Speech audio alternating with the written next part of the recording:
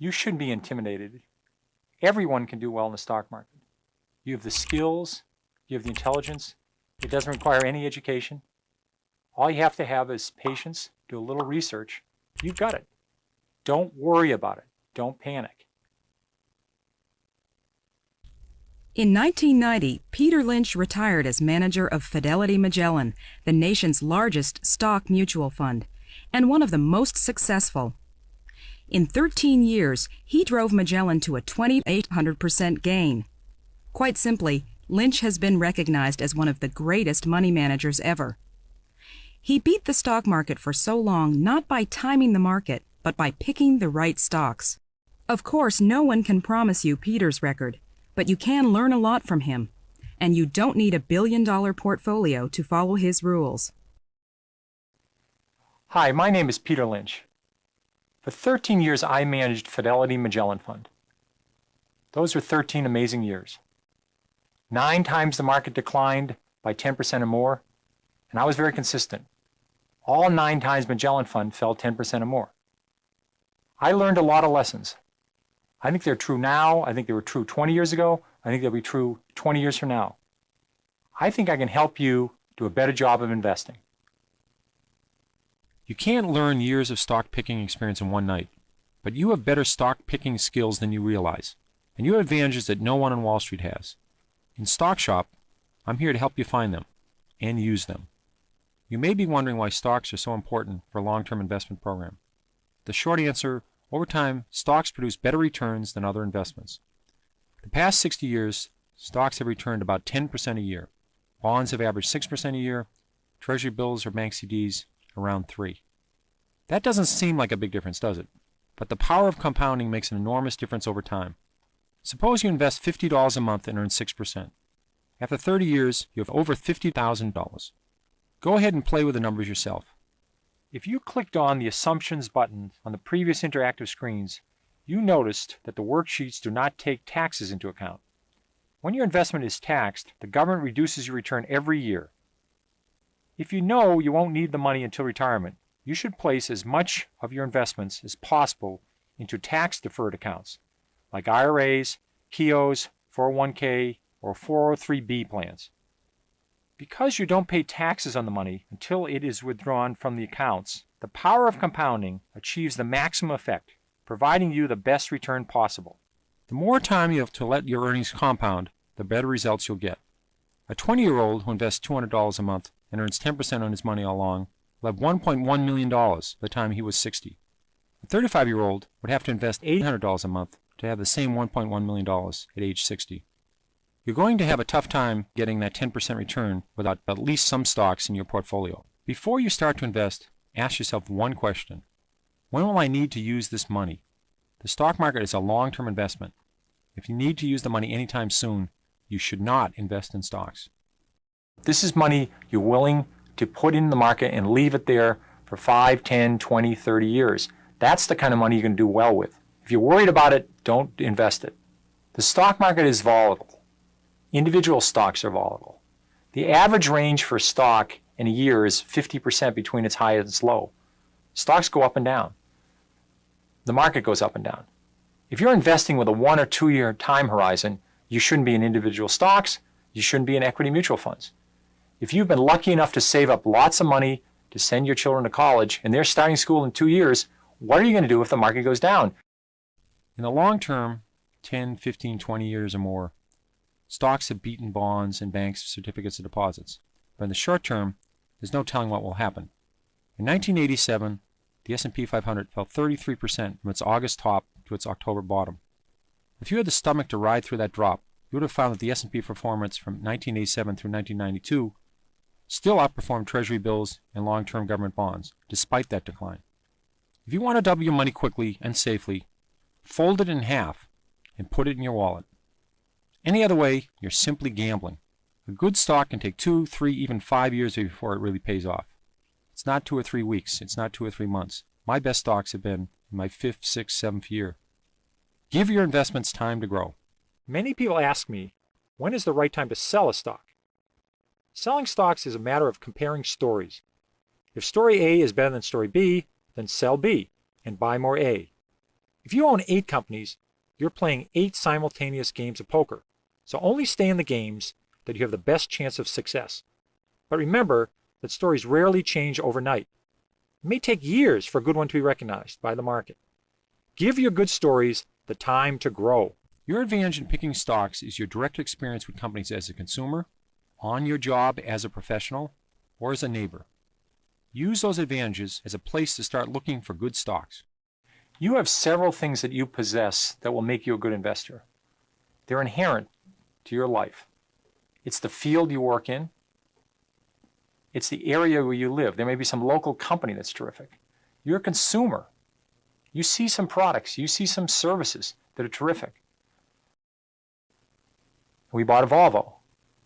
It was better than the American station wagons. It was safer. The price was right. I did a little bit of research. I found that Volvo, the stock, it's a Swedish company, was selling equal to its cash. You're paying almost nothing for the company. They had lots of other divisions that were doing terrific. Buying that car turned out to be a great way to begin researching the stock. Sometimes people take things for granted. My field was the mutual fund industry.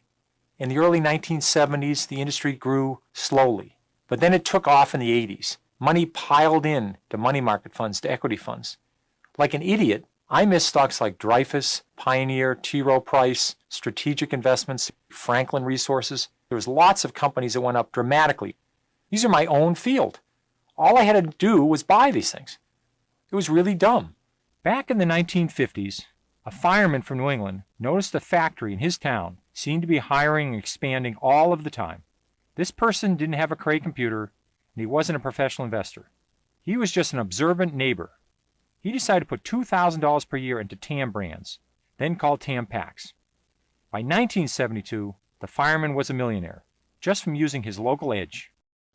Investing is a personal thing. You have to do it by yourself. You don't do it with a committee.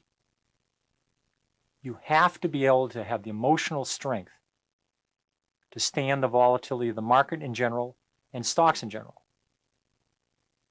The key organ here is not the brain. It's the stomach. Do you have the stomach for this? Do you have the patience for it? You should be able to look in the mirror and say to myself, what am I going to do if the market goes down?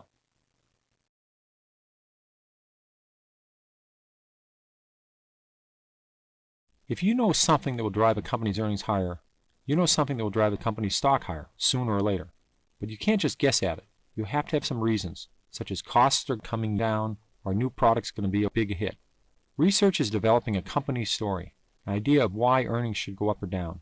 It doesn't mean sitting in the library for hours, reading SEC filings, or fiddling with a calculator. Research is exciting. It's very little math. When I owned Chrysler, it was the biggest position in my fund. When I was at a movie theater, at a sports event, I'd run into somebody driving a minivan. I'd ask them, what do you think of the minivan? Would you buy another one? What do you like about it? Some would say, well, it's a little underpowered. They only have a 4-cylinder engine. I knew they were already working on a 6-cylinder engine. So this is research. Research starts with the things you know, your edge. If you're a mechanic, look at the tools you use. Which are the best? Which are the best value? Or if you're a doctor, see what new technology saves the insurer money, or software systems that reduce costs at hospitals. You probably already know a few companies quite thoroughly. The amateur investor probably can follow between 5 and 8 companies. They could lecture in these 5 or 8 companies. They know them very well. There's 10 to 15,000 public companies in the United States. There's lots more overseas. So you don't have to be experts on lots of companies. You just have to know a few very well. It's a lot of fun. It only takes a few hours a month. It's not a full-time job. I owned Dunkin' Donuts for 12 years. I think I might have talked to them once every year. The story didn't change a lot. You don't have to worry about low-cost imports coming from Korea when you own a donut company. You don't have to worry about the economy. You don't have to worry about somebody inventing a new computer chip. The story doesn't change that much. McDonald's earnings have gone up, I think, more than 80-fold over the last 30 years. The stock's gone up 100-fold. What made McDonald's earnings continue to grow? If they just stuck with a cheap cheeseburger and a cheap hamburger at lunch, they probably would have run into earnings problems 10, 15 years ago. But they expanded their menu. They kept their costs low. They added breakfast. They went overseas. Every day they add 2 or 3 more restaurants. People thought there was no room for more McDonald's 5, 10, 15 years ago. They were wrong. If they had done the research, they would have said, well, there's a couple hundred countries out there. There's lots of places to grow.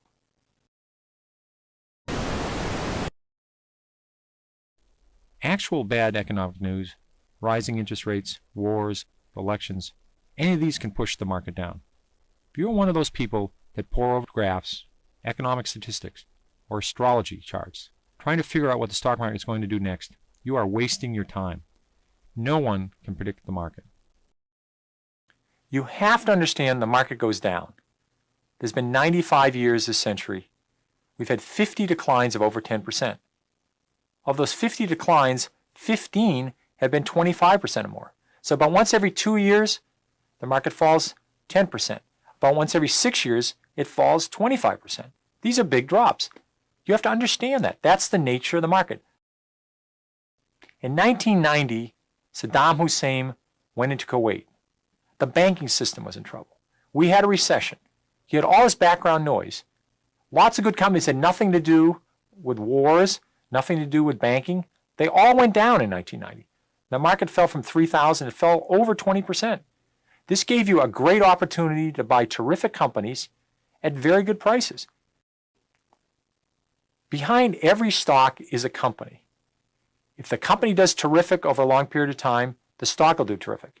If the company does lousy, the stock's going to do lousy. That's all you're betting on.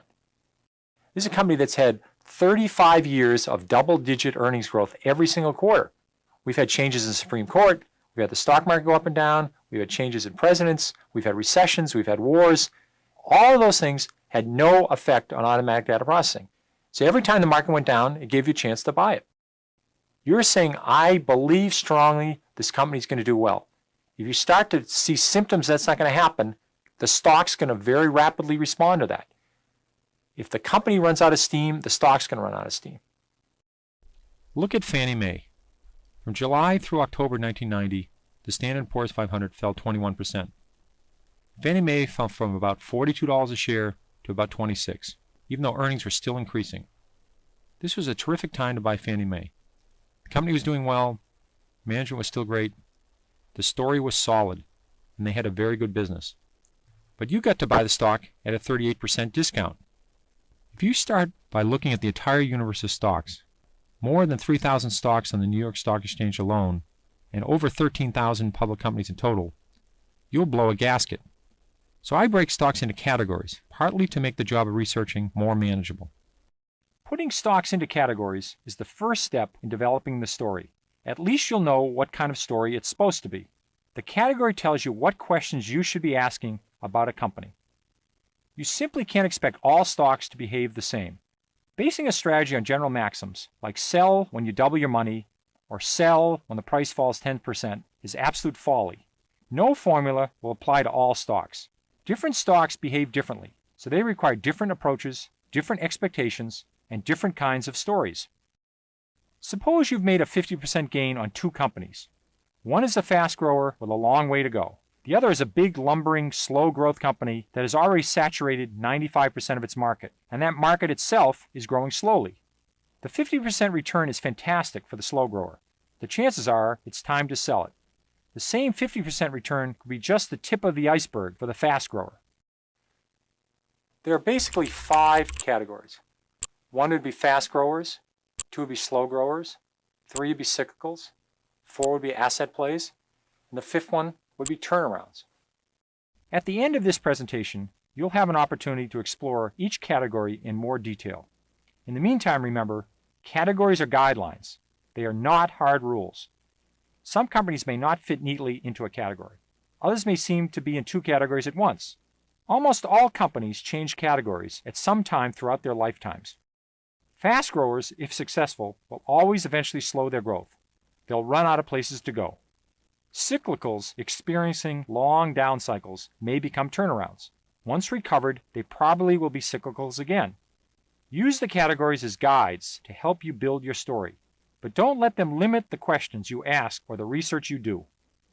One thing we can say about companies in general, it's easier to go from $100 million in sales to $200 million in sales than it is to go from $10 billion in sales to $20 billion in sales. So smaller companies tend to have more upside potential than larger companies. But don't dismiss all big companies out of hand. Some big companies defy their size and find exciting new ways to grow their earnings. As well, good opportunities exist in companies that are cyclical, regardless of their size. When most people think about investing in the stock market, they dream about investing in a fast grower, a company that is growing at over 25% a year. At 25% a year, a company's profits will double in 3. They quadruple in 6. They go up 8-fold in 9 years. That's how you get a huge stock in a decade. There's not a lot of these, but they're very powerful. And the best part is, you don't have to catch them just as they're taking off. The beauty of growth companies is you have plenty of time. If they're going to grow for 5, 10, 20, 30 years, you don't have to be there the first year or the second year. You could have bought Walmart 10 years after they went public and made 30 times your money. What makes a company grow earnings so quickly? Either it is a rapidly growing industry, or it's a rapidly growing company in a slow growth industry.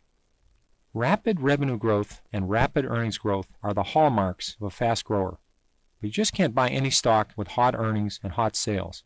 You have to check the balance sheet and make sure the company can keep growing. One way you can look at growth companies is think of baseball. A normal baseball game has 9 innings. You should look at a growth company and say, I don't want to buy it when they're in the first inning. I want to buy it when they're in the second or third inning. They've got the formula right. They've got lots of room to go. So you want to say to yourself, this is a company that's very early in its cycle, like a McDonald's when they're only in a few stores, or limited when they're only in 100 stores. And they had lots of malls to go to. Microsoft was a company you could have bought 3 years after it went public and made over 20 times your money. Sales and earnings were growing at several times the rate of the companies in the S&P 500 in an industry that was exploding by leaps and bounds. And it had a lot of potential both overseas and domestically. This was only the beginning of a 15 to 20 year growth cycle. You had plenty of time to get involved. There was this amazing company called Superior Industries. I think the stock went up over 100-fold. They were very good at making aluminum wheels. A lot of car companies went to aluminum wheels. The industry for autos wasn't growing. Aluminum wheels were growing dramatically, and they were the best at it. The fast growers get all the attention in the media. But there's nothing wrong with slow-growing stock, provided you get it at a very decent price. Somebody would say to you, I'm going to sell you a business for $100,000, and they're earning $50,000 a year. You say, what's the bad news? Let's say the bad news is the earnings are never going to grow. They earn $50,000 a year forever. So this is a price earnings multiple of 2. You pay $100,000 for $50,000 of earnings, but they're never going to grow. You say, I don't care. I'm going to get a $50,000 return every year. In 2 years, I get all my money back, and I'm going to make $50,000 a year on my $100,000 investment forever. So sometimes, even if a company has a very low growth rate in earnings, if the stock is selling at the right price, it may still be a very good deal. A slow to moderate grower will have earnings growth of 3 to 15% a year. One company that I was very lucky with was Service Corp International. It's a funeral home company that bought up local family funeral homes, a very steady business. Service Corp could grow earnings at 15% a year when I owned it with very little problems. A slow grower that turns into a no-grower is a very bad news situation. So when you start researching the stock, look for these signs. Steady earnings growth. You can find annual earnings growth rates in the research section, as well as estimates for the coming year. Rising dividends.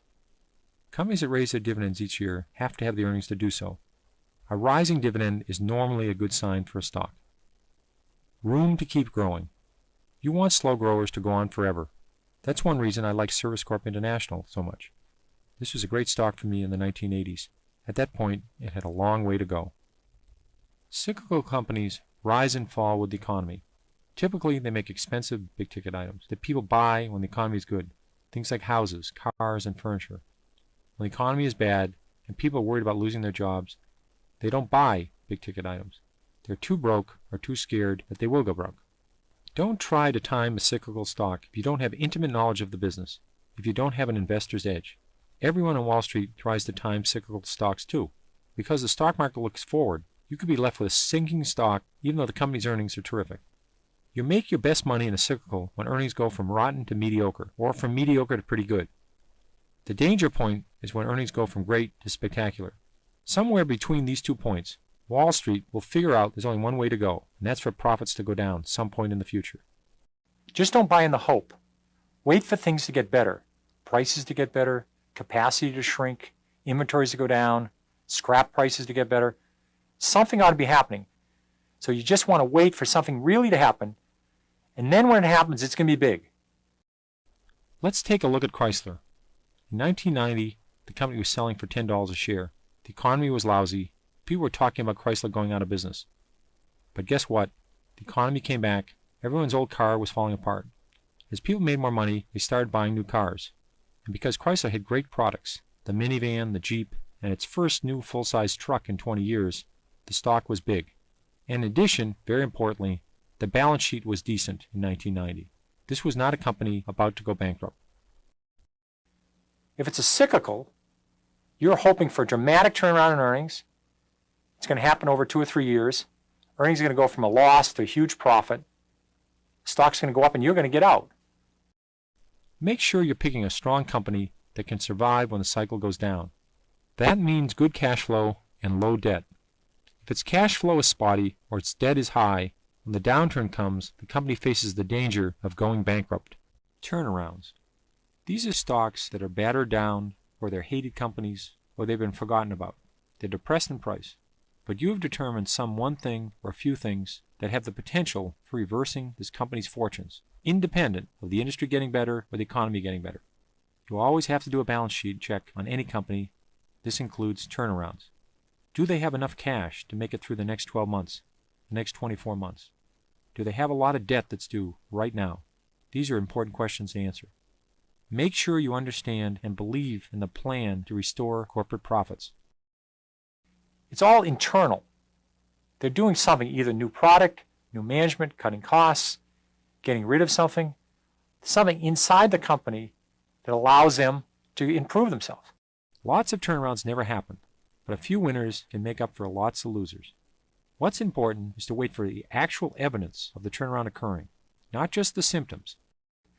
The turnaround, you had plenty of time. So just don't buy on the hope. Wait for the reality.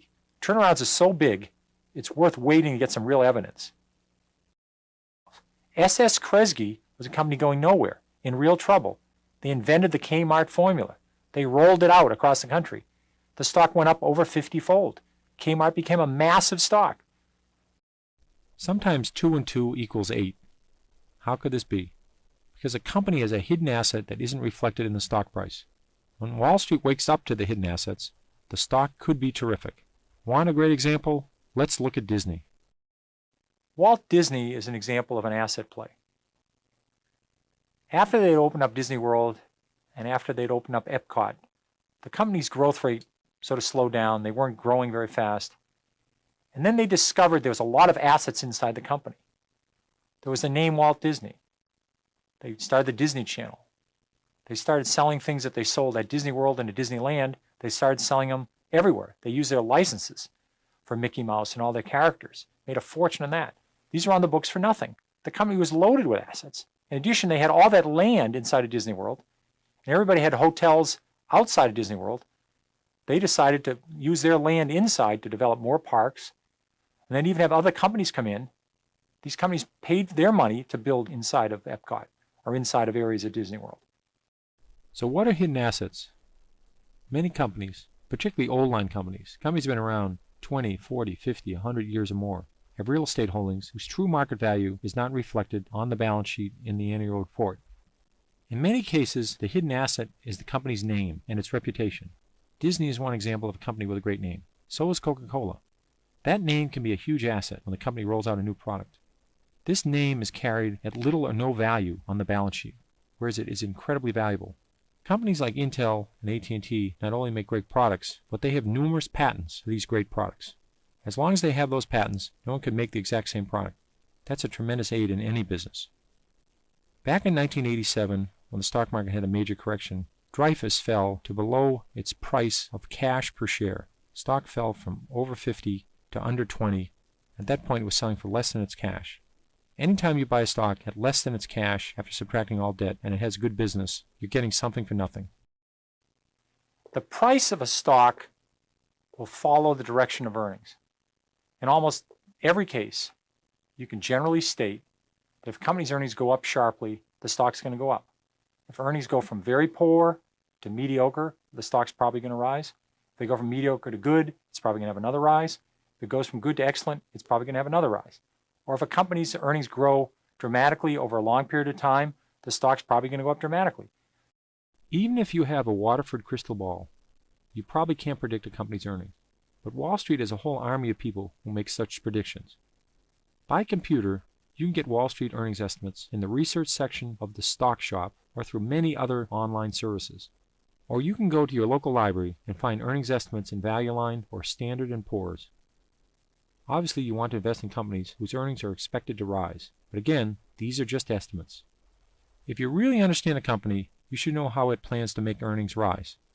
If you know it has good growth prospects, then you'll be better able to evaluate the company as an investment.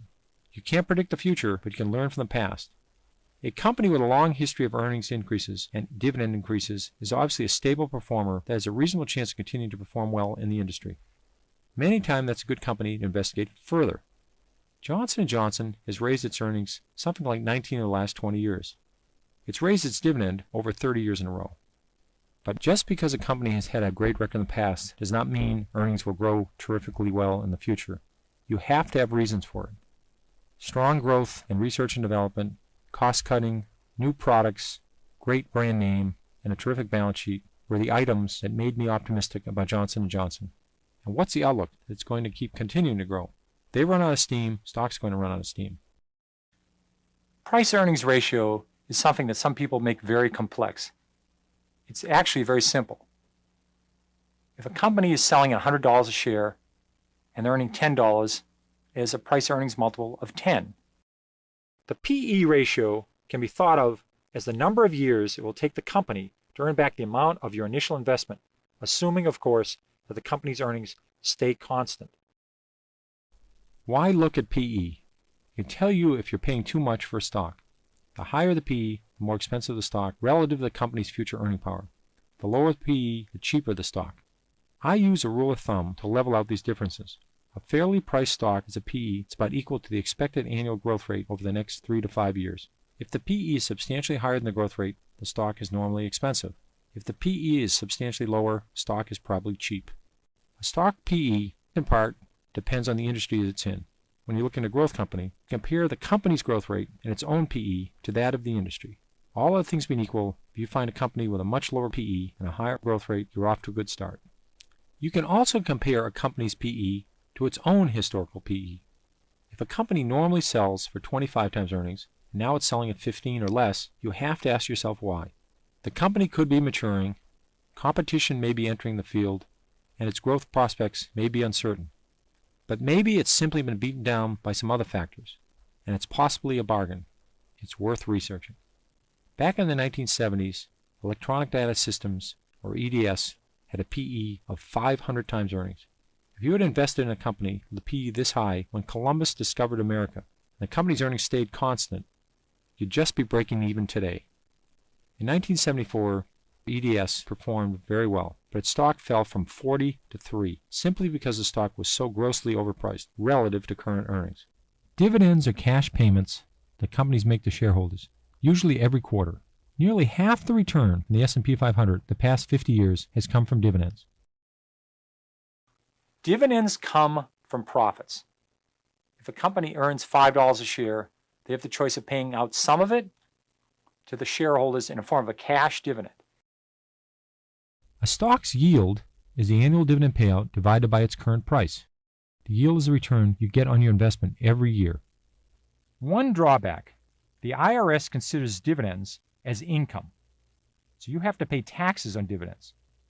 Not all companies pay a dividend. Fast growers, for example, almost never pay a dividend. They reinvest all of their earnings back into the company.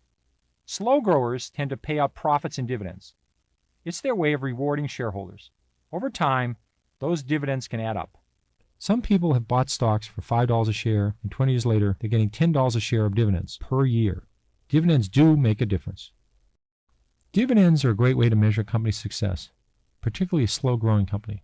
When a company raises its dividend every year, it raises the bar for its financial performance the years that follow. Few companies want to cut their dividends. Investors clobber the stock, figuring a dividend cut is a sign of worse things to come. So by raising a dividend 12 to 15% this year, the company is saying it expects earnings to be at least as good next year as they are now, and probably rising by at least the 12 to 15%. You can get a list of companies that have raised their dividends many years in a row from Moody's. There are some great names in this list. However, you can find warning signs of dividends as well. A high yield isn't always a good thing.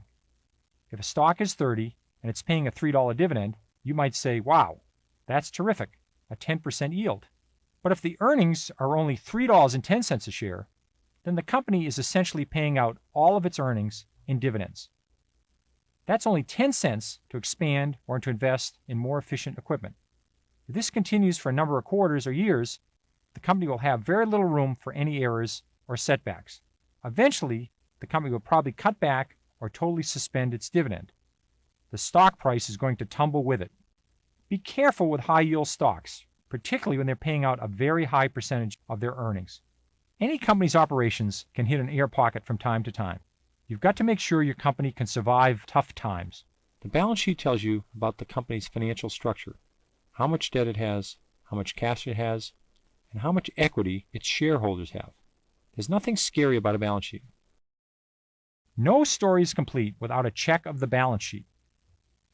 The basic concept of a balance sheet is that everything a company owns, its assets, are listed on one side.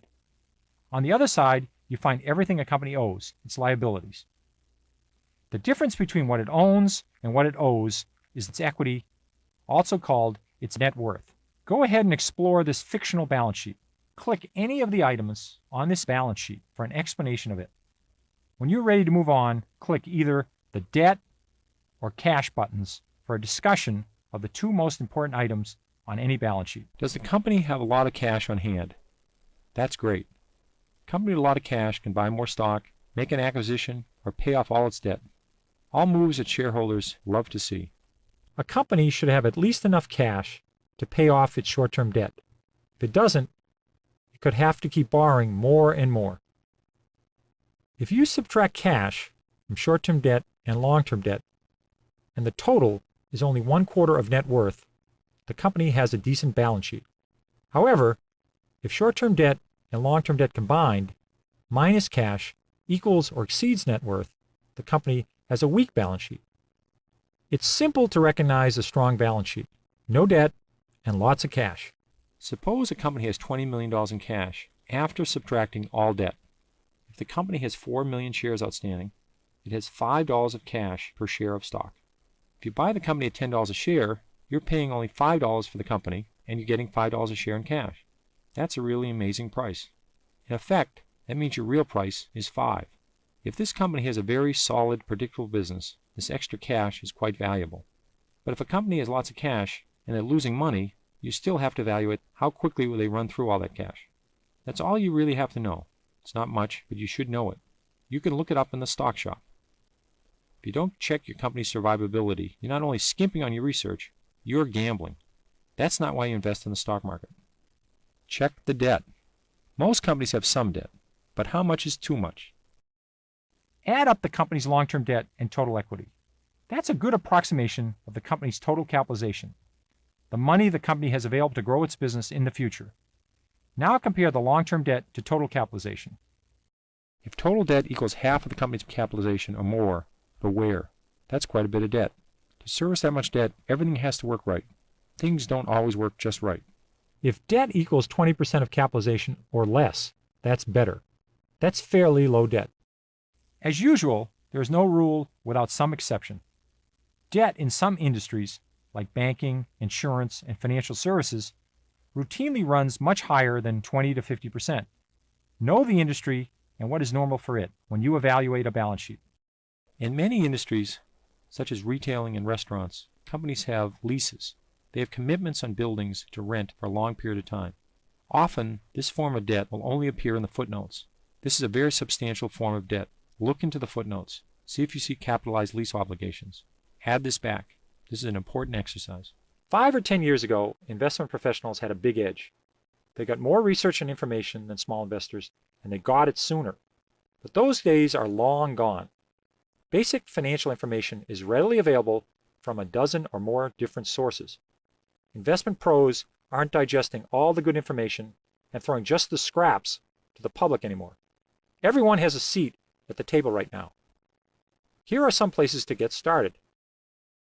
If a balance sheet provides a snapshot of a company's financial position, an income statement tells you how the company got there. Income statements tell you how much money the company made or lost from its operations over some period of time. The basic formula is simple. You are asking how things went over the period, usually a quarter or a year. Over that time, you add up all the money the company brought in from selling products or services, then subtract all of the money the company spent to create those products or deliver those services. What is left is the net income. Net income is also referred to as earnings or profits. I hope by now you've been convinced that your story should always include an explanation of how the company plans to improve its earnings or to sustain its growth rate over time. There are only two ways for a company to increase earnings. They can increase sales or reduce costs. Most companies work to do both of these things. The income statement can help you figure out if the company is succeeding. Click any of the items on this income statement for an explanation of it. Once you've explored the income statement, click on Increase Sales or Reduce Costs to explore those topics some more. If earnings equal revenues minus costs, then a valid way to raise earnings is to reduce costs. Reducing costs not only pushes up the earnings number, it makes a company more competitive. If two companies both produce competitive products of similar quality, then the one who can build it more cheaply has the advantage. They can choose to charge less for the product and sell more than their competitor, or can sell it for the same price and make much more money than their competitor. One way to measure cost reduction is to check out the costs listed on the income statement each quarter, but it's difficult to do so because what you really care about is how costs are changing relative to revenues. One way to measure this cost to revenues is the profit margin. This number is not shown on the income statement itself, but is calculated for you in the research section of the stock shop. To calculate the number for yourself, just divide the earnings before taxes by the net revenues. The higher the profit margin, the more money the company makes for each product it sells. Once we have the profit margin as a tool, we can evaluate how successful the company is being in reducing costs. Unless the company has raised prices significantly, if the profit margin goes up, then costs are going down relative to revenues. You can compare the profit margin of the company to the profit margin of a competitor, or to the average profit margin of the industry. When a company that's highly profitable already must depend on cost cutting to boost its profits even further, you have to be skeptical. If its profit margins are unusually high compared to the rest of the industry, there's a limit to how much additional profit it can squeeze out of the business by economizing. Ask yourself, is there a long road of margin cutting ahead, or are they already extremely efficient? Your goal is to feel as confident as possible with your story. How does the company plan to increase earnings? Sales growth is the single most important factor in growing earnings long term. So you must ask yourself how the company is going to make sales rise. The company can expand its customer base. Selling its existing products to new customers brings in new revenue. When evaluating this strategy, consider how far the company is from saturating the market for its products. If a company is already selling to 98% of its potential customers, there aren't a lot left to reach. The company can introduce new products into its existing customer base. This is the most difficult, but potentially the most rewarding strategy. If the product catches on, it can breathe new life into the company. Advantages like brand names and a good reputation come in very useful here. A company can also raise prices to increase revenues. That way, even if unit sales stay constant, revenues will still grow. Of course, the danger of raising prices is that the higher prices will drive customers to competitors. or encourage new competitors to enter the market. The details of a company's plan will vary by industry and by individual company. Just make sure you understand that plan and include it in your story. Once you've built the story for your company, you have a powerful tool for judging the stock. But like any powerful instrument, you must use it wisely and carefully or you'll get burned.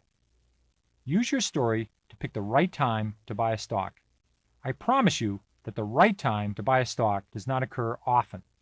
When I'm following a stock, buying opportunities present themselves once or twice a year, if I'm lucky. I look for times when the potential upside is high and the potential downside is reduced. Understanding that balance is a key to successful stock investing. You have to understand, stock picking is a risk-reward trade-off. You have to know how much you're going to lose if you're wrong and how much you're going to make if you're right. The skill is to minimize your risk and maximize your reward. You can be wrong in this business. I've been wrong quite a bit.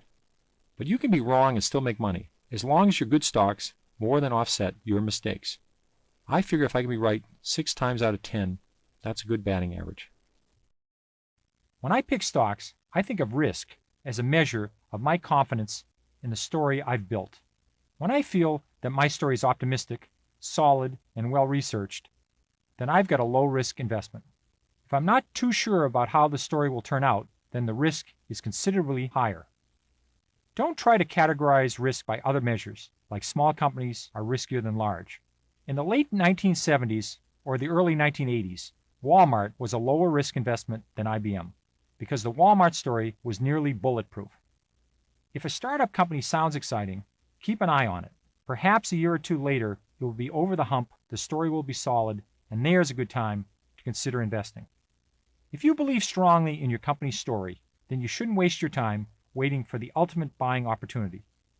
Investors who bought McDonald's in the 1970s or Home Depot in the 1980s were happy almost any time they bought the stock. Even with these great companies, during stock market corrections, the stock dipped and the story was solid, but if you held on for a reasonable amount of time, you were a very happy camper.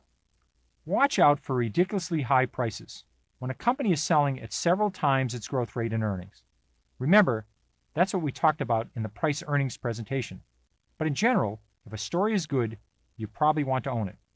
Later, if a buying opportunity comes along, the stock falls well below its growth rate, and the story hasn't changed, you can buy even more. Therefore, you can take advantage of market declines. Use the tools I've presented in this consultation to help make a judgment on your stock. If the story is sound, check the price. Use the PE ratio. Most importantly, rely on your edge. First to build your story, then to find the right times to add or reduce your position. Focus on the company. What is it making? Where's its money coming from? What is the competition doing? Ignore all the background noise. Just keep checking that fundamental story. See if it's valid, see if it's getting better, see if it's getting worse. Know what category your stock is in and how those stocks behave. If your stock isn't behaving as you expect, then try and find out why. If the answer changes the story, then think again. Keep your story up to date. Don't check on it 3 times a day, but don't just ignore it either. And checking the price of the stock does not count. It's checking the fundamental story. Don't expect to make a ton of money overnight. The stock market does provide the highest return for long-term investments, but that's not a month or 2 months a year. If you need the money next winter, you don't have the tolerance to keep it tied up for the long term, and stocks may not be for you.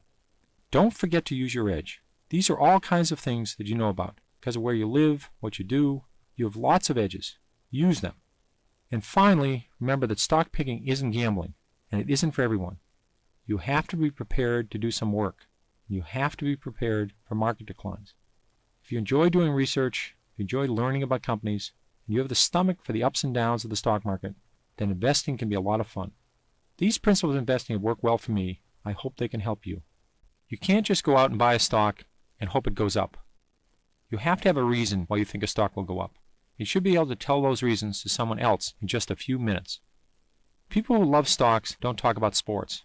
They don't talk about their dog. They talk about stories. A story is what's happening inside a company and signs that point to what's likely to happen in the future. You got to be able to put it down in 2 paragraphs. It could be something like earnings are turning around, a new product, somebody's gone out of business that was competing with them, they've just discovered oil, they've got new management, their balance sheet's getting better, they're getting rid of a losing division. There's lots of different elements, but that's what a story is, and that's what you rely on. A good story is one that you could tell a 5th grader, and he or she would understand. The more complicated the story, the more likely it is to fall apart. You just need one good, simple story to buy a stock, and then follow that story.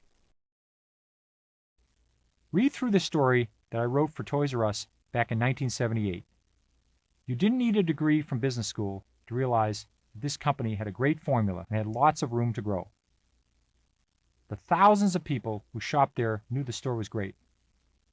I did the rest of the research I needed to fill in the story and bought the stock. Building stories like this one is how I decide what companies to own and which ones to stay away from. Remember that stories unfold over time. Companies are never stagnant, so you have to stay tuned and sometimes make adjustments. It's just like playing 7-card stud poker, or perhaps 27-card stud poker. At the beginning of the game, you only know some of the cards and must place your bet accordingly. But as each new card is revealed, the game changes. You're forced to alter your betting strategy, perhaps even drop out of the game altogether.